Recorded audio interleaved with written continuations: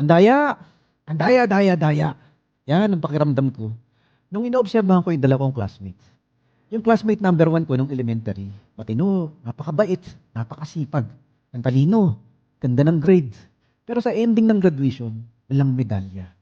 Yung classmate number two ko naman, tamad, laging late, cutting class. Hindi marunong, pero anak ng principal. Pagdating ng graduation, may medalya. Daya, daya, daya. Ganoon din daw ang buhay natin. Life is full of unfairness and injustice. Sometimes, those who don't deserve blessing, they feel blessed, they are healthy. But those who deserve some reward or some comfort in life, they endure tough times. They go through difficult times. Today, we will dive into Psalm 73, which speaks about the unfairness of life.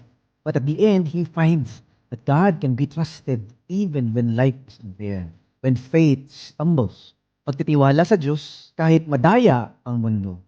Naranasan niyo na ba yun? Napapalibutan ka ng mga masasama at mayayabang at mga mandarambong at mga pasaway. Those who go through difficult times and the righteous, not the arrogant and the wicked, seems to have better experience in life. This Psalms is a journey. Psalm 73 is a journey from confusion to confidence. It's a journey from envy to worship. It's a journey from worry and fear to confidence and faith and hope. Mga klase, ano? Sa umagang ito, pag-uusapan natin, in a world full of unfairness, believers can journey from confusion to confidence. We experience perplexity when we look around and become discouraged, and we gain perspective when we look ahead and become hopeful. And we encounter God's presence when we look up and find satisfaction. Ang ating naguguluhang puso ay nagiging panatag kung ating nakakatagpo ang presensya ng Diyos. Sa umagang ito, pag-uusapan natin, paano nga ba yan, Pastor Mike? How can we move from questioning life's unfairness to resting in God's presence? Well, there are three good, beautiful handrails that we can learn from Psalm 73. The first is we begin with perplexity, a heart distressed, ang naguguluhang kalooban ng puso. And then the Psalms move to another state of life, a perspective that happens, a mind enlightened, ang naliwanagang kapanatagan ng isip. And finally, the Psalms ends with presence, the presence of God, a soul restored, ang naipanumbalik na kalakasan ng kaluluwa. This is a movement from a life that is confused and perplexed and troubled and shaken to a heart and a faith that is sure and confident even when life is still unfair.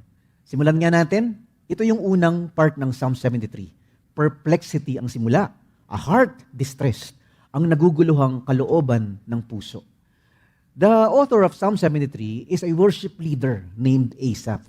And he started Psalm 73 with a complaint and an honest expression of his disappointment with God. Lord, parang ayoko na magtiwala sa'yo. Lord, parang natitisod na ako. Lord, parang nadudulas na ako. That's how he began. He says, "But as for me, my feet had almost stumbled. My steps had nearly slipped. Pero halos bumaksak na ako. Sa paghakbang ko, muntik na akong madulas." He's speaking about his faith. He's about his spiritual journey. He's about to give up. He's about to turn his back on God. Lord, madudulas na ako. Lord, matitisod na ako. Lord, parang bibitaw na ako sa'yo. The Hebrew word he used, my steps, is the word used for people who are traveling up the mountains. Ito yung ginagamit ng paghakbang ng mga mountain hikers. Diba? When you are traveling up a mountain, there will be slippery rocks, there will be steep slopes. Ang hirap kaya, madudulas ka. So that imagery was used in Psalm 73. Lord, madudulas na ako. Lord, hindi ko na kaya. Lord, hindi ko na naiintindihan. I'm confused, God. I'm about to give up my faith. Talaga bang mabait ka? Talaga bang mapagmahal ka? Talaga bang patas ka? Bakit ang daya ng mundo? That's very important because it is not his circumstances that caused him to be confused or to doubt or about to give up. It's his interpretation of what's happening. Minsan daw, yung ating mga interpretasyon at pananaw sa mga sitwasyon, ang talaga nagdudulot sa atin ng bagabag sa ating mga puso. Then he went on, he says, "For I was envious of the arrogant when I saw the prosperity of the wicked." Kasi nainggit ako nung nakita ko ang mayayabang. Silang masasama pa ang yumayaman? That's Psalm 73. It's close to our hearts, ano? Na Panginoon, bakit yung mga salbahe, gaganda ng kutis? Bakit yung mga mandaraya, sila yung puro medalya? Bakit yung mga mandarambong at mga makasarili, sila yung malalaki bahay? Bakit, Panginoon, yung mga salbahe at mga ayaw sa Diyos at hindi naman makadiyos, sila yung parang umuunlad? Lord, bakit ganun? Psalm 73, Asaph was so honest. Lord, nainggit ako. Lord, sana all. Bakit, Panginoon, yung mga hindi naman nagtatrabaho ng matino, yung mga nandadaya sa opisina, yung mga nandadaya sa eskwelahan, yung mga nandadaya sa gobyerno, sila pa yung parang masarap ang buhay. Lord, ba't ganun? He was honest enough to admit, Lord, I envied the arrogant. Lord, I was comparing myself to the wicked. Lord, bakit sila? Paano ako? Bakit ganun? Lord, parang ang ganda ng buhay nila, ano? Lord, parang ang sarap ng buhay nila, ano? Lord, parang wala silang mga sakit, ano? Pero ang kwitdas nila, kayabangan. Lord, ang damit nila, kasopangan. Parang puro sila karahasan. Magaspang ugali. Nakakasakit sa kapwa. Hindi mapagmahal. Pero bakit, Lord? Parang sila pa yung pinagpapala. He becomes discouraged. He becomes confused. From a human perspective, it seems completely unfair. Eventually, the psalmist reaches an alarming conclusion. Sabi niya, surely in vain I have kept my heart clean and washed my hands in innocence. Sabi niya, so, wala palang kwenta na malinis ang buhay ko. Para saan pang hindi ako nagkakasala? That's a disturbing conclusion, ha? Lord, hindi na lang ako magpapakatino kung ganito lang din. Hindi na lang ako susunod sa'yo kung ganito lang din. Hindi na lang ako magpapaka-honest kung ganito lang din. Honest ka nga. Baong ka naman sa utang. Itong mga to hindi honest. Ang yaman-yaman. Magpapakatino ka nga. Pipiliin mong magpakabait. Pipiliin mong sumunod sa Diyos. Pero hirap na hirap ka naman sa buhay. Ang daming pagsubok. Nagkakasakit ka pa. Pero itong mga mayayabang na ito, parang walang pinag-aalala. Parang ang sarap-sarap pa ng buhay nila. Lord, wag na lang kaya. Siguro mas maganda na lang na hindi ako naging matino at hindi naging matuwid at hindi naging tama ang buhay ko. Wag na lang ako maging honest kaya, Panginoon. The word he used is, it's for nothing. It's empty. Walang saysay. Walang silbi pala yung sumusunod ka sa Diyos. Walang silbi pala yung pinipili mo yung tama. Walang silbi pala yung nagiging honest ka. Walang silbi pala tong nagiging maayos ang buhay mo. So the psalmist is really confused. Ganoon naman talaga tayo kapag nasaktan. Meron tayong mga iniisip na hindi talaga maayos. Meron tayong mga pagtatampo at nakukulayan yung ating interpretasyon sa Diyos. Yung ating interpretasyon sa buhay. This is how discouraged he became. When we bring our struggle into God's presence, God allows us to be honest to Him. Subukan mo na bang maging totoo sa Diyos? Lord, sa totoo lang, parang ayoko na sa'yo. Lord, sa totoo lang, ang daya-daya ng buhay. Bakit ganun? Lord, sa totoo lang, naiinis na ako. Parang ayoko na. Madudulas na yata ako. Bibitaw na yata ako. Many believers today ask the same questions. Why do dishonest people receive promotions? Yung mga hindi naman matino sa opisina, sila pa yung napopromote. Why do corrupt leaders succeed? Yung mga mandaraya sa gobyerno, sila yung mga bilyonaryo at milyonaryo. Why do faithful Christians suffer? Bakit yung mga malapit sa Diyos, sila pa yung may cancer, sila pa yung baon sa utang, sila pa yung nawalan ng trabaho? Why do evil people seem to prosper? Bakit yung mga salbahe sa lipunan, parang gaganda ng buhay? Psalm 73 reminds us that struggling with these questions does not make us faithless, it just makes us human. Na hindi natin maintindihan. Lord, hindi ko gets. Lord, hindi ko maintindihan. Perhaps today, you are going through Psalm 73 moment in your life. That you are tired of making sense of life, and that you cannot reconcile a good God and a bad world, a faithful God and an unfair life. The more you think about it, the more confused you become. Sumusunod naman ako sa Diyos. Bakit ako natanggal sa trabaho? Nagtitiwala naman ako sa Panginoong Jesus. Bakit nalugi ang negosyo? Mahal ko naman ang Panginoon. Tama naman ang buhay ko. Bakit nagka-cancer yung mahal ko? Lord, ikaw naman talaga ang number one sa buhay ko. Bakit iiwan ako ng mahal ko? Bakit tuloy yung annulment? And so we ask questions like that. We are not exempted to suffering and unfairness like that. But Psalm 73 does not end there. Buti na lang. It begins with dark chapters, unfair chapters, painful moments in the psalmist's life. Namuntik na raw talaga siyang tumalikod kay Lord. Lord, madudulas na ako. My faith has almost slipped. I almost stumbled. I almost give up on my faith. May mga chapters sa buhay natin na ganoon talaga. A chapter that is really dark and gloomy and unfair. But the good news is, better chapters are yet to come. Better verses are yet to come in Psalm 73. It begins with passages and verses and declarations of confusion, declarations of hurt, declarations of unfairness. But the more beautiful verses are yet to come. Ganun din ang buhay natin, God has yet to unfold a more beautiful, a more just world. But we have to hang on, we have to trust on. And so this is what happened. The Psalms went on, and now it brings us to the second segment of the Psalms, perspective. A mind enlightened. Ang naliwanagang kapanatagan ng isip. Everything changed in one verse. The beginning verses were dark. It is an expression of pain and suffering and unfairness. But verse 17, everything changes. Until I entered the sanctuary of God. That word until is the turning point of the psalm.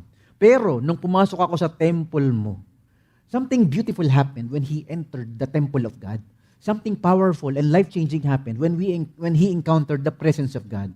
The sanctuary of God is mikdash in Hebrew. This is where you immediately encounter God's love, you remember God's faithfulness, and you understand finally that God is good even when life is bad. Yun daw yung pagka nagdadasal ka, kapag ka nagsisimba ka, kapag ka nakikinig ka ng salita ng Diyos, biglang merong lumiliwanag sa madilim mong pinagdadaanan. Kaya every Sunday we gather to worship. It's not just to sing songs or to hear a message. It's also to align our hearts and our minds with the light of God. Na biglang naguguluhan tayo, pero pag nagsimba tayo, pag nanalangin na tayo, at nakinig na tayo sa Panginoon, at nakatagpo natin ang Diyos, biglang merong ting! May lumiliwanag. Bigla mong naiintindihan. You notice, God did not immediately change the situation around Asaph. Marami pa rin mayayabang. Marami pa rin mga salbahe. Marami pa rin mga mandarambong. Marami pa rin mga madadaya. Pero God is changing not the situation, but the heart and the mind and the perspective of the author of Psalm 73, si Asaph. Ganun din daw sa buhay natin, no? Many times, the sickness is still there. It will not go away. Sometimes, the unemployment will be longer. Sometimes, the bankruptcy will never turn around. Sometimes, the separation or the broken heart will never heal right away. But God is bringing light to our clouded minds. God is bringing confidence and peace and joy in our broken hearts. Yun ang nangyari kay Asaph. Until I entered the temple of God. Until I entered the sanctuary of God. Something happened. Sometimes our greatest need is not a different situation. Sometimes our greatest need is not a different job or a different relationship. Sometimes our greatest need is a different viewpoint. Minsan, nandiyan pa rin yung nakakainis mong boss. Nandiyan pa rin yung nakakainis mong classmate. Nandiyan pa rin yung nakakainis mong kapitbahay. Nandiyan pa rin yung nakakainis mong mayor. Nandiyan pa rin yung nakakainis mong kaibigan. But God changes our hearts. Na kahit hindi umaalis yung mga nakakainis, hindi umaalis yung mayayabang at mandaraya, nagiging payapa, nagiging maliwanag ang ating isip. That is Psalm 73. He went on, he says, until I went into the sanctuary of God, then I discerned their end. Pero nung pumasok ako sa temple mo, doon ko na-realize kung ano ang katapusan ng mga masasama. Galing. It's a very beautiful twist. He understands the unfairness of life. The psalmist understands the wicked, they prosper. The arrogant, they seem to be healthy and wealthy and prosperous. But he entered the presence of God. He listened to the heart of God. He understood, alam ko na ending ng mga ito. Alam ko na ang katapusan ng mga masasama. Bigla niyang naintindihan, The Hebrew word he used is aharit. It means the final outcome, the final chapter, the end of the story. Minsan mahalaga raw, Lord, ang hirap-hirap na. Hindi ko na kaya. Pero Lord, thank you. Alam ko na yung ending. Panalo ka. Panalo kabutihan. Panalo katarungan. Paparusahan mo itong mga mayayabang na to. Lord, ibabaksak mo itong mga masasamang ito. Alam ko na yung ending. That's the beauty of the Christian journey. That's the hope of the Christian faith. We know the ending. All the rest of humanity are panicking and worrying and living in fear. But we know the ending. Panalo si Lord. But when he entered the presence of God, he understands that there's one chapter that is yet to come. Alam ko na ending, Panginoon. Nung simula, sabi niya, Lord, madudulas na ako, matitisod na ako. My faith is almost slipping. But now I understand. Alam ko na, Panginoon. He went on, verse 18, he says, truly you set them in slippery places. You make them fall to ruin. Surely you place them on slippery places. You notice the irony? He was the one slipping, but now he understands. Sila pala madudulas, Panginoon. Siguradong dadalhin mo sila sa mga madulas na lugar. Doon sila babaksak. Itong mga masasama at mayayabang, tuluyan silang mapapahamak. Asaph, the author of Psalm 73, finally understands. Their success looked permanent, but it's actually temporary. Their security looked solid, but it's actually fragile. Their future looked bright, but it's actually uncertain. Mukha lang silang mga masaya, mukha lang silang maganda buhay, pero balang araw, wawasakin ng Diyos lahat ng mga mandaraya at ibabaksak ng Diyos lahat ng mayayabang. Asa finally understood. There's a final chapter that is yet to come. Huwag kang magtampo. Huwag kang mapagod. Huwag kang magsawa magtiwala sa Diyos. Kasi the world measures success and happiness and fulfillment through wealth, through influence, through beauty, through comfort. But God measures success in light of eternity. Everything depends upon which timeline we choose. Ang laban daw sa buhay, ano ang ending na nakikita mo? Kung ang nakikita mo lang ilang ektarya ang lupain mo ba dito? Gaano ba kalaki ang bank account mo? Gaano ba kaganda ang kotse at bahay mo? Gaano ba katagumpay ang negosyo mo? If that is all we measure in this life, we are doomed and we will fail. Because God measures success in a different timeline. Magkaiba ng ending. Depende daw yan sa ending. Grabe ano? Yung para bang nanonood ka ng boxing, at si Manny Pacquiao sa round 3, round 4, round 5, duguan. Parang nahihilo na. Parang talo na. Problema, pinapanood mo replay. Yung katabi mo, alam niya na yung ending. So ikaw, nagpapanik, awang-awa ka kay Manny. Parang, naku, matatalo yan. Naku, maaaring bugbog sarado. Yung katabi mo, relax lang siya. Pare, alam ko na ending yan. Huwag mo sabihin, spoiler alert. Di ba? Alam ko na nga knockout yan. Huwag mo ka sabihin ang ending eh. That's the Christian life. Pinakita na ng Panginoon. Huwag kayo magtampo. Huwag kayo mapagod. Huwag kayo magsawa. Alam ko na ending. Lahat ng mayayabang babaksak. Lahat ng masasama paparusahan. Lahat ng mga mandarambong pupulbusin ng Diyos. There will be justice in this world. God will wipe every tear away. God will correct every wrong. And He will restore everything that was broken by the enemy. Everything that was snatched away by evil. God will restore into a brand new creation. And that is why we can smile at the storm. That is why we can endure cancer. That is why we can have peace amidst economic bankruptcy. That is why we can have hope and joy and confidence and faith even when life is unfair. That is Psalm 73 with us. The world tells us possession defines us, but God tells us His presence is all we need. The world says, you need more of this. God says, you need me to endure life. The world trains our eyes to focus on today, but worship lifts our eyes and focus on tomorrow. Perhaps today you are discouraged. You have spent your entire week listening to voices that magnify success, money, entertainment, and anxiety. But today, God's word is gently reminding us to see life through eternity. Perspective changes everything. Diba? Lord, hirap na ako ha. Pero Lord, buti na lang. Alam mo ending. Lord, hindi ko na kaya. Buti na lang. Alam mo ang ending. Lord, parang ang daya-daya. Buti na lang. Alam mo ang ending. Psalms 73. And which brings us to number 3. Presence. A soul restored. Ang naipanumbalik na kalakasan ng kaluluwa. He started with confusion and a cry against unfairness, but he ends with contentment and calmness and satisfaction. Psalm 73 says, verse 21, when my soul was embittered, when I was pricked in heart, I was senseless and ignorant. Nung naging bitter ako at nasaktan ang puso ko, para akong tanga at walang alam. The word he used is baar. The word used for animal. Para akong naging hayop na senseless. I was like an animal who does not understand right from wrong. Sabi niya, Lord, nung naging bitter ako, parang yung mga inisip ko, walang kakwenta-kwenta. Lahat ng tampo ko parang walang saysay. Ganoon naman talaga tayo, no? Pag nasasaktan tayo. When we are bitter, we do not make sense. We say things we do not mean, and we say things that are not reasonable. The closer we come to God, the less impressive we become in our own eyes. Psalm 73 also understands, when he entered the presence of God, he understood finally who he is. Lord, para pala akong tanga, Para pala akong wala sa katinoan ng isip. Sobra kasi akong bitter, Panginoon eh. And verse 23 says, nevertheless, I am with you. Pero never akong lumayo sa'yo at hawak mo ang kamay ko. This is also another beautiful layer in Psalm 73. Although Asaph doubted, although he envied the arrogance of the wicked, although he questioned the justice of God, God never abandoned him. Yun ang isang pinanghawakan natin sa buhay. Lord, naguguluhan ako, pero hawak mo ang kamay ko. Lord, nahihirapan na ako, pero hawak mo ang kamay ko. Lord, parang andaya-daya, pero hawak mo ang kamay ko. He's saying, I am continually with you. I will never leave you. I will never abandon you. God remained faithful even when the psalmist was struggling with his faith.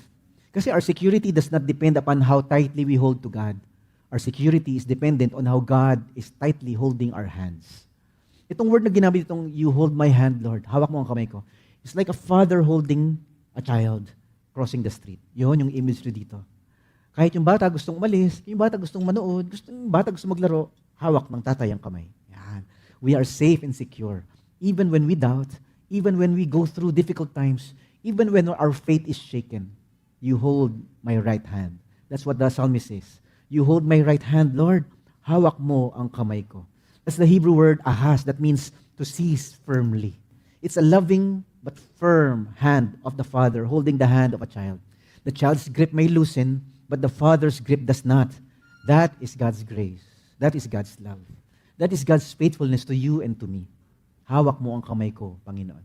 Marami mga moment na ganyan sa buhay mo. Nung nasa ospital kami, at parang hindi ko alam kung paano makakaraos ang misis ko sa sakit. Lord, hawak mo ang kamay ko. Nung graduation ng anak ko, senior high, walang medalya, walang reward, walang ang nagko-congratulate sa kanya. Iniiwasan ng mga classmates. Lord, hawak mo ang kamay ko. Lord, may mga times sa buhay ko na walang-wala ako. Halos hindi ako makabayad ng upa at mga pangangailangan sa bahay. Lord, hawak mo ang kamay ko. Then he went on, he says, you guide me with your counsel, and afterward you will receive me to glory. Mga advice mo ang aking guide, tapos i-welcome mo ako, bibigyang parangal.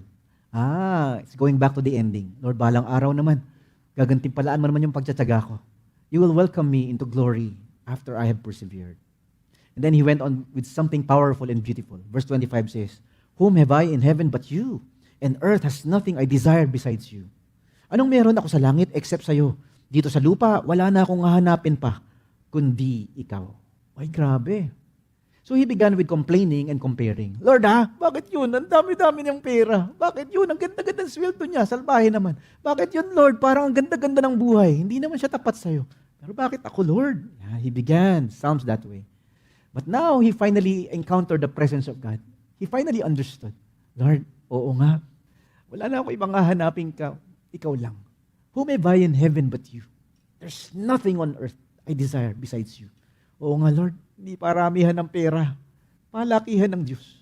Hindi pagandahan ng bahay at pagandahan ng negosyo. Palaliman ng kapayapaan galing sa Diyos. Hindi pala yan, Lord, paramihan ng medalya at palakpak. Pagandahan ng pagtitiwala sa Panginoon. He finally understood that the secret to life, that the secret to success, that the secret to happiness is not in what we have or what we know. It's in who we are and whose we are. Who is God to you? He is my joy and my fullness and my contentment. Earth and heaven has nothing except God. The greatest gift in life is not more wealth or more health or more things. The greatest gift in life is God Himself. The greatest treasure in life is God Himself. Yon ang Psalm 73. It begins with a lot of confusion and complaining and unfairness. But it ends with a heart that is full. Lord, wala na akong hahanapin pa. Ikaw lang. Kahit sino, kahit ano, hindi sasapat kung wala ka. Then he went on, mas gumanda pa ang ending. My flesh and my heart may fail, but God is the strength of my heart and my portion forever. Ang katawan at isip ko pwedeng manghina, pero ang Diyos ang nagpapalakas sa akin. Sapat na siya para sa akin forever. Ang galing, ano? Perhaps you are sick and you're going through health problems. Perhaps your emotions are exhausted and you are discouraged and depressed. Perhaps your plans have collapsed and your dreams are shattered. The Hebrew word he used this is sur. It's the word for rock. God, you are the rock of my life. You are the strength of my heart and my portion forever. Parang sinasabi ng Psalm 73, everything else will shake. My health will shake. My finances will shake. My nation and my economy will shake. My relationships and family will shake. But God is my rock. God is my strength. Everything else will shake, but God does not.